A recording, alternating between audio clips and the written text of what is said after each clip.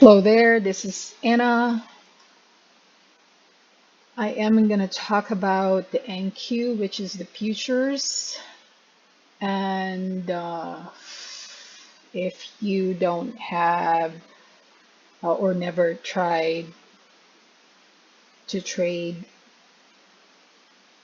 the futures, you could try now. It's actually cheaper to get into it. You could do the MNQ, which is the NASDAQ micro futures, they call it. Now, this chart or this video is really about making an entry and knowing your support and your exit, things like that. This video also teaching you how to enter a day trade and doing a setup to have a successful trade.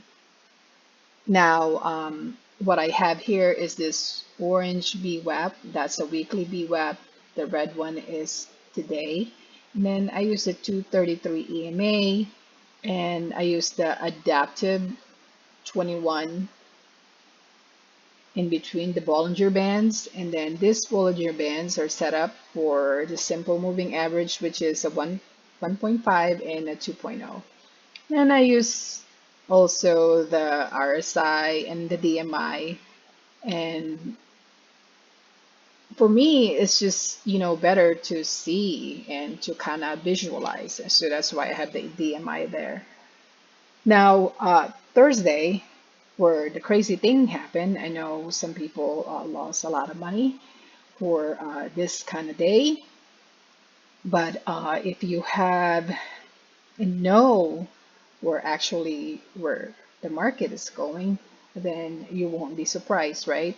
So what happened was, uh, if you are trading options, you can do the QQQ as well. They're almost the same chart.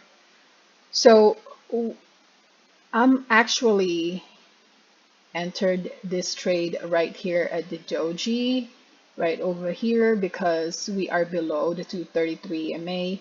Now, I don't know what's going to happen because, at 10 o'clock, we do have an actual report. I think it was the ISM and construction spending, and it was bad. I think it was that. Now, I enter there from that to here to target the S2, which is the second support from the 233 MA, is actually at least 80 points move on the NQ. Um, as you know, the NQ you get $5 per point. Now, if you have a micro futures, which is the MNQ, that's the $2 per point. You get the idea. So if you had 50 points, that's $100. Um, so that was a good trade. I normally enter, if we are below the weekly VWAP and below the pivot point, below the 233 EMA, I would enter to sell, and I would target this first pivot, and then if it past that, I kind of watch it. Normally it runs, two pivots, which is S1 and S2. That's how I normally trade the NASDAQ futures. So that is actually an 80 points move. That was a good one.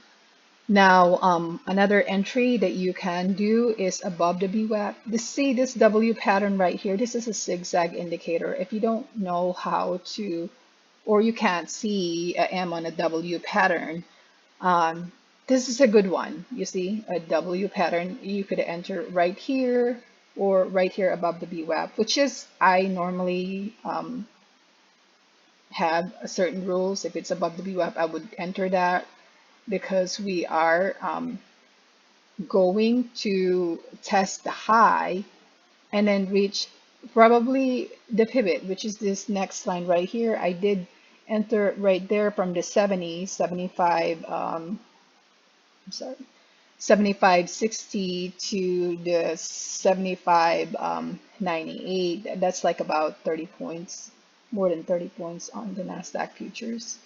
Um, and then after that, you can actually try to target. The next target would be the weekly VWAP. See, this is like a support and resistance. Very important for you to enter and try to target your exit. So, and then here I normally like, because it's 2 o'clock, 2:30. I don't really know what's going on around that time, but I normally just try to do 10 to 12 points on there, kind of like return to the mean kind of thing, because we are not breaking the high from there. So, and it's an M pattern. You can exit there where this lower the Bollinger Bands. I know you can't really see it because it's grayed. I don't really want to see it, and unless I get close to it, because I want my chart to be clean and that I can see. If you want to have this zigzag indicator and the pivots, I can send it to you. So just subscribe and give me your thumbs up and give me your email and I'll send it to you. Or if you have any questions on how I trade the NQ futures, let me know. And also another thing too, this is actually for day trading, the options, the stocks, the bonds, it goes to everything. Okay, so let me know what you think. If you have any questions, like I said, let me know.